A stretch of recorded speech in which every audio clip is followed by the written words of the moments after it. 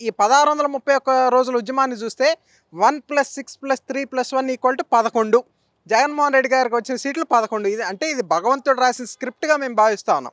కాబట్టి ఏంటంటే ఇవాళకి కూడా పద్ధతి మార్చుకోకుండా ఇంకా ఏదో మావి గన్ అని ఇంకో గన్ అని చెప్తా ఉంటాం అనేది నిజంగా బాధాకరం.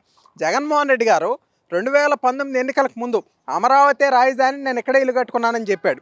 తర్వాత 2019 ఎన్నికల తర్వాత 3 రాజధానుల పేరుతో అసెంబ్లీలో బిల్లు పెట్టి మళ్ళీ దాన్ని వెనక్కి తీసుకుని 2024 ఎన్నికలు 3 రాజధానులకు రెఫరెండం అని చెప్పి ఈరోజు చతికిలు పడిన తర్వాత ఏదో మావి గన్ అని చెప్పడం అనేది ఒక స్థిరమైనటువంటి నాయకత్వానికి జగన్మోహన్ రెడ్డి ఒక నిదర్శనం అని ప్రజలు భావిస్తూ ఉన్నారు.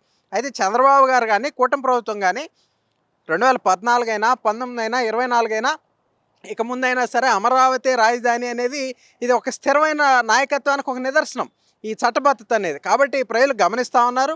అస్థిరమైనటువంటి పాలకుడు గత 5 సంవత్సరాలు ఏం చేశాడు, ఒక స్థిరమైనటువంటి నాయకుడు చంద్రబాబు నాయుడు గారు ఆయన సారథ్యంలోని కూటమి ప్రభుత్వం ఏం చేస్తూ ఉందనేది ప్రజలు గమనిస్తూ ఉన్నారు. ఖచ్చితంగా ఈ డబుల్ ఇంజిన్ సర్కార్ మరో 15-20 సంవత్సరాలు పరిపాలిస్తుందని ప్రజలే తెలియజేస్తూ ఉన్నారు.